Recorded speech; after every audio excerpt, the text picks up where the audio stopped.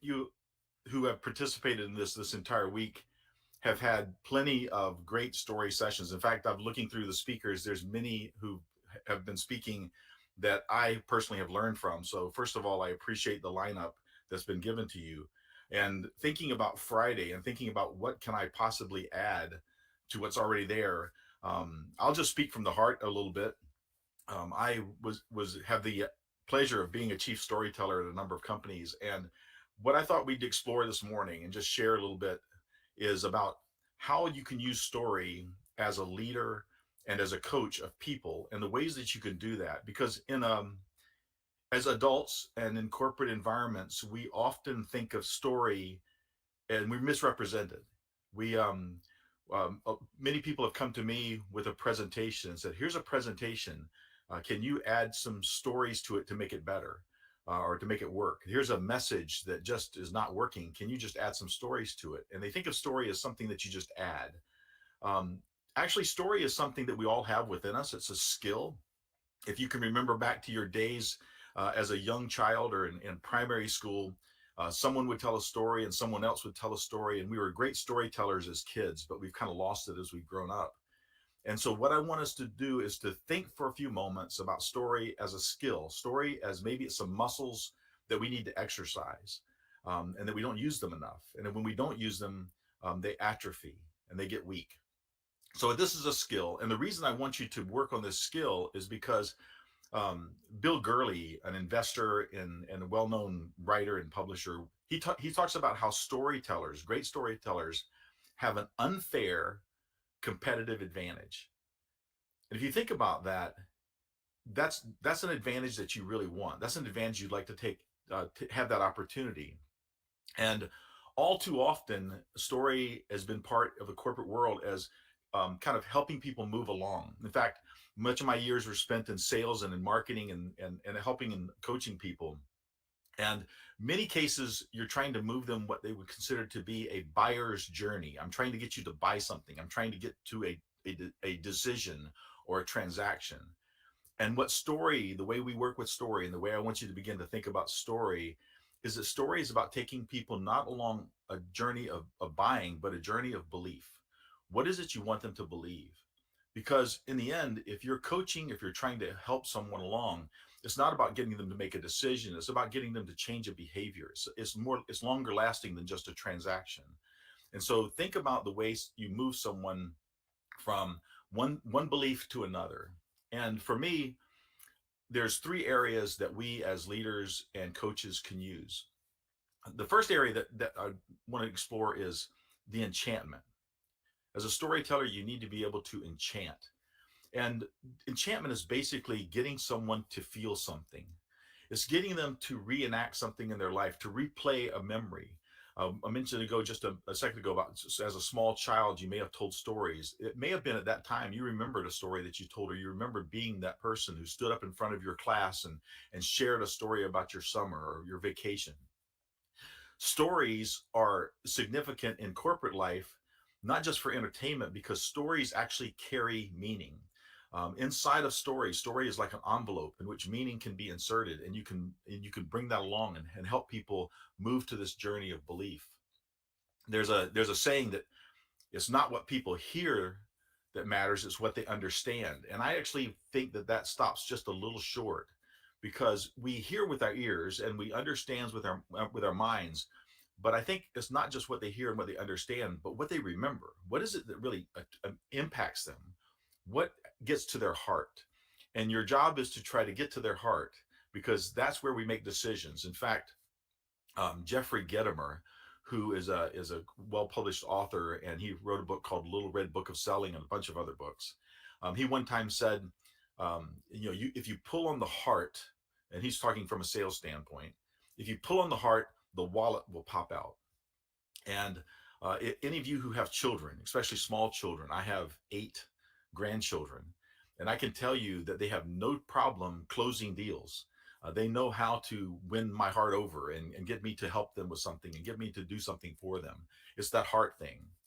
And as you think of us as you're trying to move someone along a journey of belief, think about enchanting them. Think about how you go about getting them to put themselves in the story. Um, I'll give you an example. When I was with IBM, the chief storyteller there, and was with IBM, I had the pleasure of working with the Watson artificial intelligence area, and we would often try to explain AI. And for those of you who've, I'll just put this story out. Um, think about times when you ever put yourself in a car and the windows were a little foggy or there was something in your way and you couldn't see very well. I want you to imagine this. You're going to get in your car and you're going to drive across a busy city to some airport. But before you get in your car, I'm going to get into your car and I'm going to take some black film and I'm going to cover every window in the car where you cannot see anything, and turn off your cameras and mirrors and everything so that now you can't see anything. Then I'm going to take a little knife and I'm going to cut little holes and I'm going to let you see about 20% around you. And then I'm going to put you in that car and I'm going to say, now drive to the airport. Oh, and by the way, before you go, you should know that every other car that's out there, every other person driving has the same visual impairment. They cannot see either. They can only see 20%. Imagine what that would be like. Imagine the angst. Imagine how worried you'd be, how unsure you'd be. And yet that's a an emotion of fear. I'm fearful and I may be going very slow. Now, what I'm going to do now is I'm going to take you and put you in that same car, but I'm going to take all the film off those windows. So now you can see clearly and you have all the backup lights and mirrors and all the navigation aids. Now, how much better do you feel about driving to the airport? And by the way, everyone else still has that visual problem, but you don't. So you can see things, you can see accidents that may occur. That is very much like the way people run businesses today. They're in business and they're looking about 20% of the data that they can actually see. But if we use AI, we're able to give them a much better view of what's going on. Now, that was a fairly simple story, but hopefully, people who've been in cars before could recognize what it was like to be in a car and not see well. And hopefully, that's something they can remember. Because if I just told you AI helps you see 100% of your data when you're only doing business on 20%, that's a little harder to remember. So, enchanting stories are ones in which you get people to relive something if you can. And in order to get them to relive something, you often have to know a little bit about them.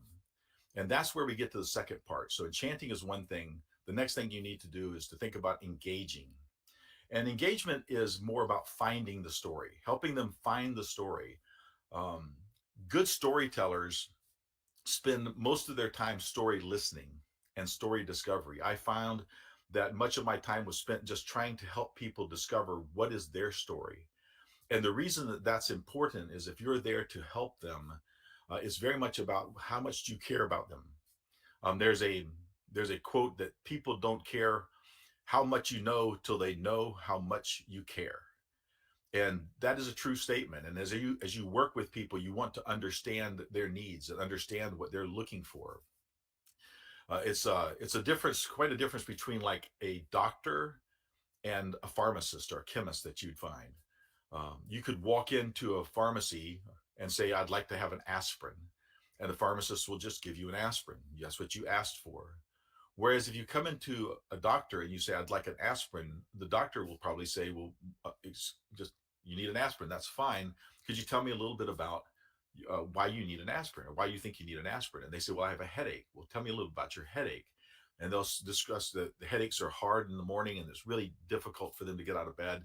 And then you begin inquiring, so tell me about what you did last night. And doctors are curious because they want to help you and they want to draw the story out of you. And as storytellers, we need to engage. It's not a matter of us just telling a story, it's about gathering stories from people. And to do that, you have to listen. And that for me is probably one of the hardest lessons. And I continue to learn it in every conversation is listening. And a, there's a thing that I keep remembering. I was told, listen to understand, don't listen to reply. I don't know how often you've been in a situation, especially those of you who are in leadership positions, where people come to you and they want an answer. I have a problem. I'm looking for an answer. I have a question. I'm looking for you to give me what I should be doing. And as people come to us, we often are very quick to answer. In fact, I don't know how many of you have ever been in a situation where someone has approached you, and the first few words out of their mouth, you think you know what their problem is, and you think you know the answer, and you're just waiting for them to stop talking so you can actually answer them. And all you can think about in your head is just, would you stop talking so I can answer your question? And that's the wrong thing to do. In fact, I've often told my sales associates and people I've worked with that if the customer, if the person is speaking, there's nothing more important than what they're saying. So just listen. In fact, I use a little acronym, WAIT, WAIT, which is why am I talking? And I've written that in the margin of many notebooks as I listen to people and I think about speaking and I realize, no, I need to continue to listen. And so I just keep writing a little word wait to just remind me to listen to what they're having to say. And then as you engage as a storyteller, be careful to not inspect. Think about your language that you're using. Don't be inspecting, be more curious and use language such as, instead of saying, why do you need that? Or what is your requirements? Or what is it you want? Ask them questions around, tell me a little bit about what that looks like. Tell me what it looks like when things are going wrong. Someone comes to you and says, I need this thing to be fixed, and you can say, well, tell me what it looks like when it's broken. What is that? What are you experiencing? And have them tell you a story. And if they just give you a short answer, just dig further. Have them relive something. I've been in many situations where people have given me, well, here's what I need, and they give you the 5 things you need. And you say, that's great. Those are the 5 things you need, and I'm sure we can help you with those 5 things. But tell me a little bit about what that day is like when those things don't work or when those things are broken. And the reason you want to gather their story, because we've enchanted, we know how to use a story, we're engaging with them and we're finding their story. And so the last part is enrich. The third part is enrich. And enrichment as a storyteller is one in which you try to help them change their story. I say that if you can tell a culture or you can tell a person by the story, by their story, what is it that they're sharing? And you actually change that culture or change that person's behavior by changing their story.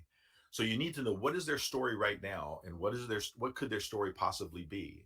And you want to not only understand this story, but then shift it to show this is what it could be. And so listen for the story, and then to enrich, you want them to always step up, make their story better, put them into a better position than they are right now. There's a gentleman I work with. He's an executive coach. His name is Jason Yeager. He's a good friend of mine, and he speaks of questions that people ask. And when he was telling me the story about the questions, I realized those are really the basis on which people come to you with stories. And they have stories of these different levels. And the first story level, or the first question I might ask, is, how do I stop the pain? People that come to you and their story is about something that's hurting them, something that they need to correct. It's an immediate thing that they need to take care of. It's they can't think of anything else except that thing. That's a how do I stop the pain question. That's a very base level question. The second level up from that would be, how do I get what I need? These are people who say, there's something that I want, and it's something that will make things better. This is what I need. In fact, if I were to take you through this level, the pain question might be someone who is, let's say, they're homeless or penniless, and they can't provide for themselves, and they're in pain. They don't know where their next meal is coming from. That's a person who's going to have a pain level question. The what do I need question might be, you know, that person may just need some money. They may need a little bit of money. They may need a job. They may need an opportunity. The next level, pain, need, want. What is it I want? A lot of people come to us with want questions because they're not really in pain, and they pretty much have what they need, but they're wanting something. And the want level question, for the example that I was just using, is the person may say, well, I want a home, and I want to have a vacation, and I want to be able to invest money. That's what I want. And wanting stories are great stories to respond to. But there's 2 levels above that. And this is where I want us as storytellers to start to aspire to, is to try to find people who get past the pain and the need and the want, which is usually what we deal with on a day-to-day basis. A fourth level question is, what am I capable of? If you can get someone to tell you a story, or get them to begin to think about themselves in a story, about what am I capable of? What can I imagine? These are questions around. I have skills. I'd like to use these skills. I have things I think I can do that I don't know yet whether how to do them, but I want to learn. What am I capable of? And then a fifth level story, the top level story is what are we capable of? What could we possibly do together? And back using our example of a homeless person who then says, well, what I need is a job, and then what they want is a home, and what could they possibly do? They could possibly, help out and serve others who are homeless. And what could we do together is maybe we can start a foundation and use your resources and my time, or and do something. Those are levels of questions. And the reason I bring all this up, and you may be wondering why, what is he talking about, is that when someone comes to you and they have a story at any one of those levels, we have to be careful as storytellers that we don't overstep things. It's my belief that if someone comes to you with a pain story, and they're in pain, and their story is about their pain, it would do you no good to tell them a story about what can we possibly do together, that high level story, because it's not something they can understand. They're in pain. And what you want to do is you want to step them up and say, okay, so this is your pain right now. That's the story that I'm hearing. And then reshape the story and say, now imagine, what about this? And try to move them into just up to an area where they can start looking at what they need or what they want, or move them up the ladder. So again, storytellers have to be conscious of what your audience is, what your audience believes, and what they can believe in, which is this journey of belief, and make sure that you don't try to jump too far. So again, as you engage with people and understand stories, think about how you're going to enrich them and move them to a different story level. And a good tool, by the way, in doing that is think of things like a puzzle. I'll give you an example. We have grandkids, as I mentioned, and I have a young granddaughter, Lily, and on holidays we get together and we do puzzles. And so, as a family, we'll lay a puzzle out on a table, and the adults will work on these puzzles, and they'll be, a 10,000 piece puzzle or something. And the kids, the little ones, are just too little to deal with all the little puzzle pieces, and they don't understand well, but they want to help out, but they can't. And so what we've learned to do is we'll take one piece out of that puzzle, and we'll put it up on the china cabinet where no one can get to it. And then we'll do the puzzle. And then as we finish the puzzle, there'll be that one piece left, and we'll call Lily in. And little Lily will come in, we'll hand her that piece of the puzzle. She'll crawl up on the table, and she'll go to the spot where the puzzle piece needs to be, and she'll move it around and move it around. And she finally pushes it in, it clicks. And in Lily's mind, she's solved the puzzle. It's a magical thing. We've done 9,999 other pieces, but Lily put that last piece in, and she solved the puzzle. And the reason I use this as an example for storytellers is, as you enrich people, try to lead them toward putting in their last piece of the puzzle. Okay. Don't give them all the answers. Let them come to their own answers. If you've ever watched a really well written show on TV or a story, they will lead you along, and you may solve the problem, and you may solve the murder or understand the mystery. And then when they come back and confirm that, you feel better because you solved it. You did that yourself. If you, through your stories, can lead people to an understanding of what that looks like when things are different, and they come to that decision themselves, it'll be much more memorable. And remember, what we're trying to do is be memorable. We're trying to change behaviors. So don't necessarily just give them all the answers. And I guess the last piece of this is just think about how you, as a leader, can help people build their story. If you have a team, if you have an organization, if you have people who report to you, help them understand that their story is important, and that as they share with other people, as people come up to you and say, so what is it you do? In fact, here's an example. I used to work a lot in corporations and working with business people. And one of the questions I would often ask, even in an large audience, would be, so tell me, a few of you, tell me, what is it you do for a living? If I were sitting next to you on the plane and I were to ask you, so tell me, what do you do for a living? In fact, you think about this yourself. What is it you do for a living? Most people would answer with something that's on their business card. I'm a vice president of marketing, or I'm a project manager, or I'm a financial consultant. That's the response you get. What do you do for a living?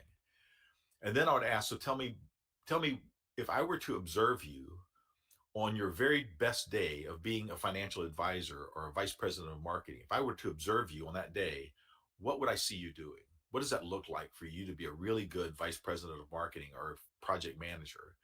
And then you start getting responses that are more story like. They'll say, well, you'd see me working with people, helping with problems. I'd be on the phone talking to individuals. I get in front of audiences and help them understand things. Whatever that story is, that's the story that you first get. And then you say, now, and then I would just ask, so what gets in your way? So what keeps you from doing that all the time? Oh, email keeps me from doing that, and dealing with problems and paperwork. And then they go through the problems that they're having, and then you say, well, let's look at how we get rid of some of those things so that you can do the things that you're really meant to do. And the reason I would do that is because I want them to think past the quick answer. What is truly the story? What is it you do every morning? And whenever I work with people, and I work with a number of companies now, and one of the things we encourage our people to do is to be ready to answer that question when someone says, so why do you work here? What is it? Why do you get up in the morning? And you need to tell that story. This is the reason. This is what I do, and this is why I do it, and this is why I enjoy things. People should have a story, and they should be willing to share it. And then, as people share those stories with you as a leader, you always look and say, how do I get you to step that up a little more? How do I get you to do a little bit? How can we enhance that? Not just your story, but how can we enhance your life so that your story is better? And the only judge, or the only way I can judge whether or not you do a good job enchanting people and engaging with them, enriching them, is what kind of feedback do you get? Are people's lives actually being changed? Are people actually behaving differently? All too often, we think of trying to change a skill or whatever, when really we should be trying to change a mindset. Are their mindsets being changed? Are they actually doing things differently? Are they being more curious than inspective? Are they thinking more about what they're doing is how their story is impacting other people? And some of the best feedback I can actually consider is, if you're ever in a case where someone closes off a conversation with you, and I like to ask people at the end of meetings, so tell me, how do you feel? In fact, I should ask you guys, so tell me, what are you feeling right now? If someone comes back and says, well, you made me think, that's the highest compliment a storyteller can get, is if you can get people to think. Just think about where they're at now, where they need to be. If they can think clearly about what is the true story that they have now, what's been written right now, what's going to be written in the future.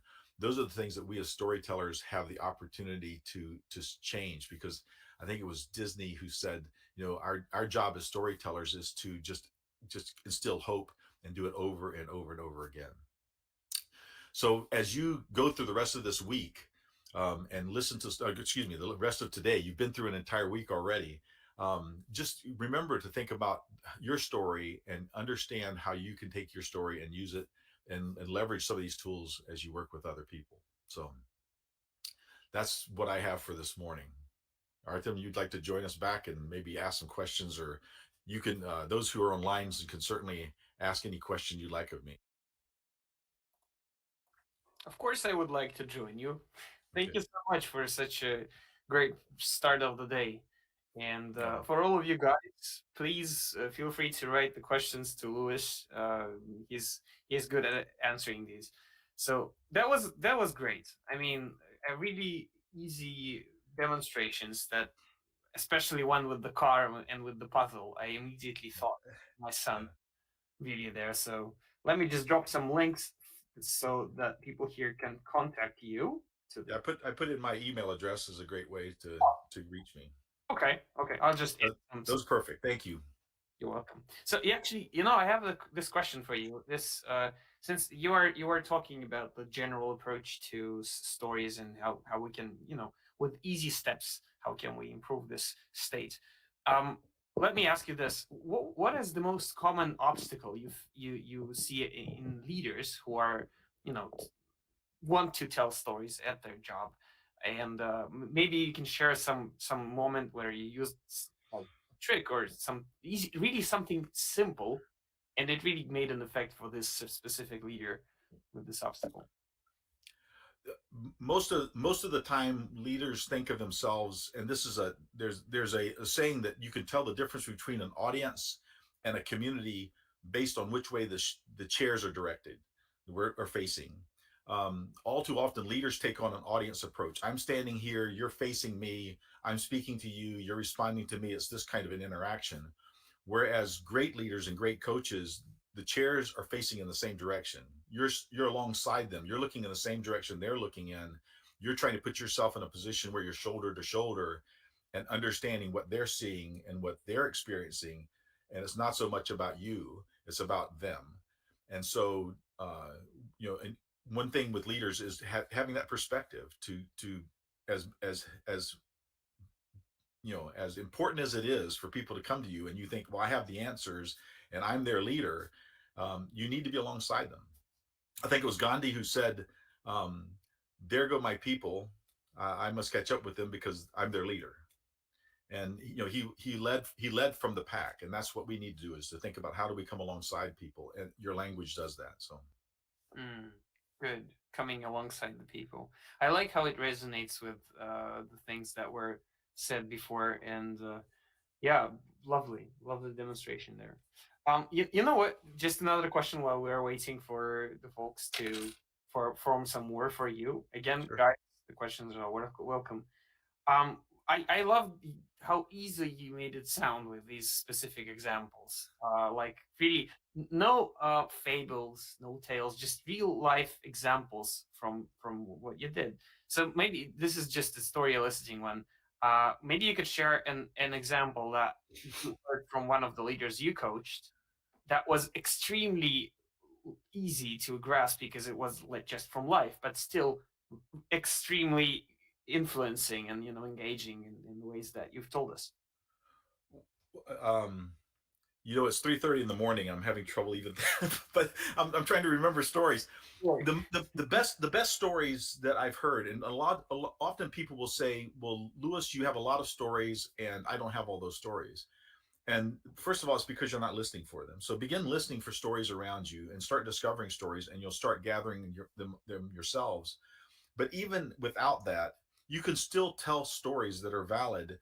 They may just not be your story. There's a gentleman who I had the pleasure of speaking alongside at a conference not long ago, and he told a story. He's from the UK, and he told a story about a young boy who they brought into their home from an adoptive situation. The young boy, he talks about Friday afternoon. He and his wife, they have a number of adopted children, and they get a call from the agency saying, we have this one young boy we'd like to bring. Do you have space for them? And he goes, well, tell me a little bit about him. And they said, well, we can't tell you much, but we do know that he's a biter. He bites. And the guy's like, he bites, what does he bite? And in his mind he's thinking, what is this going to be like? And his wife was already preparing a bed. She was done. She was going to get this kid. And then he realized himself, I've judged this child by this one word, biter. And what they ended up doing was bringing the child into their home and realizing the child had been tossed around in his few years of life by many, many homes, was kind of lost in everything. And the reason he bit was because he wanted people's attention and he didn't speak. That's what he did to get people's attention. And then he talks about how he began working with them and how the kid was just a wonderful child, but he was labeled a biter. And then he challenged us. Often we see people or we hear something and we automatically label people something because that's the one word that we use, when really we should look beyond that. That's that biter story he tells often in situations. And as you think of stories and as you hear stories from people, give them labels. I give that's the biter story, and this is the car story, and there's a story over here, and those become arrows in your quiver that you can use when you get in situations that you can recall. So yeah, so just it's important to have those stories available to you. Wow. I like how this story really shows that having a label helps to remember it, and at the same time, it's a really powerful story about not labeling people. It is it is you label stories but not people. Yeah. And Oh, that's good. yeah, yeah, there's a and as you hear these stories, practice them. How much time do you have in a car or waiting at an airport, or that you can just tell your story to yourself, tell it to people who's where it's safe, and refine it, and just make your stories better. Great, great stuff. Really. Lovely. Yeah. Okay, I'll just wait for the audience one more time, guys. If you have any questions for Lewis, it's a great time to ask. 3 o'clock in the morning is a great time to ask Well, questions. Yeah, so. yes, it's fine. Plus, I've been impressed with the number of speakers you've had and who you've had. I can honestly say that there's many of those names that I've learned from. So it could be that your audience has no questions from me because they have all of them answered from all the previous content that you've given, and so that's fine. I'm honored just to be here. So It's a pleasure. It's the pleasure is all mine because yeah, we had some speakers talking to us about the ways that stories form societies, the ways that story can transform our inner narratives. But I really like the way we're starting this fifth day because it's the simplicity, the this human part in every story that just you just need to appreciate it. Thank you so much for sharing this yeah. energy of appreciation. I tell people we use stories. We know how to use stories at home, and for Yeah, some reason we leave it at home. We don't bring it into work. And if you go somewhere and you experience something with a customer or you experience something around you, and you were to go back to work and your boss was to say, "So tell me what happened," you would yeah, immediately begin thinking bullet points. Well, we did this, we did this, we did this, and you speak to all the bullet points. Whereas if you went home and your wife or your loved one asked you, "So tell me what happened," you begin telling a story. Well, I met with Bob and we did this and we went over to this place and oh, you just seen it. It was a beautiful and all of a sudden now you're telling a story. And yeah. unfortunately, we leave that at home. And the times we tell stories are at night when we're trying to put our kids to bed and we're trying to get them to sleep. And so hopefully I'm not putting anyone to sleep, but that's usually what we do at work is we end up telling stories that put people to sleep or not telling stories and putting people to sleep. So I see there's That's a good one. a comment. Yeah, let me just voice it for the translator and our audience. So Annette is writing that she's often working with leaders in her sessions. They are always open up and start telling stories. The next step is having them share. Then with others and their employees is often rather too big step. Usually they just often need to be there for their assurance. So how do you do this? Yeah. Great question. Yes, absolutely. People have to get comfortable telling stories, and often people think of stories as entertainment, and so they feel if people are not being entertained, they try to get a laugh, they try to get some response. And great stories and great storytellers is just about getting them to feel something, and that's vulnerable. Get someone to feel something. As far as a leader is concerned, um, what I have found helpful in their ability to tell a story is to engage with the audience. Get Mm, there early. If you're going to go to a meeting, get there early. Find out a little bit about the people that are there. Ask them why they're there. Ask them if they tell them ask about their day. And it's incredible how you can kind of shape shape the conversation in such a way that it makes you feel comfortable, because you're in the process. If again, shoulder to shoulder, if they feel comfortable, you'll feel comfortable.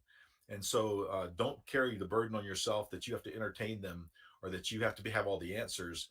Just be curious and be open and just share. lovely. Engaging is the best part. I like how this is actually among the three secrets that you've shared today. So Yeah, that's a yeah. good one. Engagement's the fun one because it's the one I have found that you I learn the most.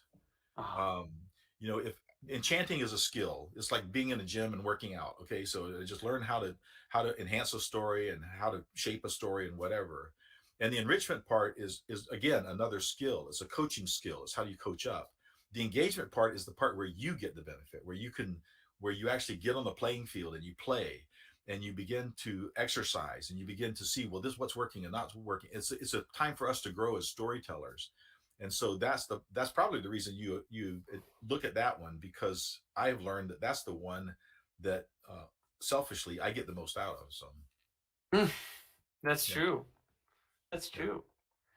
I even had this insight recently when hosting this circle, and every time a person tells a story, you actually learn something, not about telling stories, but something else, bigger or deeper than that. So yeah, that's absolutely true. yeah. I think storytellers, and I had the title of storyteller, which I think you and I have talked about in the past. But having the title of storyteller is a bit disarming even. if people know that you're there and you're planning to help share something with them, and you don't have to have this title storyteller, but if instead of having some executive title or a sales title or something that people put up their shields and they kind of say, okay, so you're here to answer my questions. If you begin to think about how even you introduce yourself, and instead of saying I'm here with answers for you, you could Mm-hmm. go in and say I'm curious, and what I'm looking for is let's play around with this. Use words like let's play with this idea. Let's experiment. Don't get up in front of people and say, for this next 30 minutes, I want to talk to you. Nobody likes to be talked to. Mm. People, Good, people, good. people. For the next 20 minutes, this is something we're going to play with. But let's play with these ideas or explore these ideas. That's a much. It's just language. It's the same thing, but it's disarming, and that's where I think story helps us. Great. All right. We have one more coming from Ekaterina, and I'll guess we'll move to the last question. So she's asking what it is important to look for, and look at when you are listening to a story. What to pay attention to. Pay attention to words that are emotional. If they're not giving you any emotional words, if they're just giving you words of fact, there's a deeper story behind there. There's a story behind a fact. This is broken. Well, could you tell me a little bit about what does it look like when it's broken? And when they finally break down to say, well, when it doesn't work, this is what I feel, or this is what we're experiencing, or this is the things that we're doing. When you get it down to a personal level, that's what you want to do, is to have them tell you what it's like. Because in most of our conversations are around what people are feeling and what they're experiencing. And then if you get it to that level, then you can then replay back the story to them. Now imagine what it would be like instead of going in every day concerned about this. You don't have to worry about that anymore. You can do this instead. What would that be like? Let's work that. Let's do that piece. Good, lovely. Okay. Words that carry emotions. Perfect. That's great. That's a great again simple advice, but really If practical. if people are not sharing emotions with you, it's one of a couple of things. Either they don't know their problem well enough, so it's somebody else's problem and they don't know the problem, so they're just a carrier of here's what we need. So either they don't know the problem, or number two, they're maybe even a little confused about their problem. You need to help them discover that, or they don't trust you. People who don't Mm, trust you will not tell you their story. And if you can't get their story out of exactly them, you right. may have a bigger problem because you're just not trustworthy. And that's something you need to work on. Exactly right. Louis, Okay. thank you so much. Okay. What a great start to a day, honestly. Well, I want just to ask you one more question before sure. we move to the next speaker. So we had this phrase, you probably heard it, that we finish, every speaker finishes it. So the phrase goes like this: if the story would come to life and was about to teach leaders one thing and one thing only, that one thing, one lesson would be.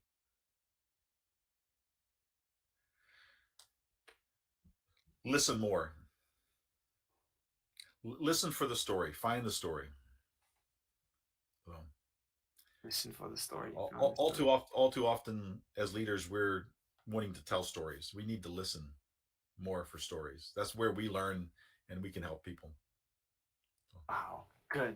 Okay. That's where we learn and help people. Amazing. Story. It should not be storytelling. It should be story listening. That's what we should be doing. Story listening. So, Perfect. okay. Louis, thank you so much. Guys, let's support Louis with all the fire that Well, we actually no have. worries. No, let's do this because Okay. it's really essential for a Well, person who's being up at 3 a.m. Thank you so much for being here. I It's a I would do blessing. this again for you next week if you want. So, Ah, cheers, okay. everyone. And if anyone who, like I said, if anyone wants to reach out, please feel free to do so. I love engaging with people and just helping. So, thanks, Thank you. my Thank friend. you so much. You're great. Cheers. Cheers.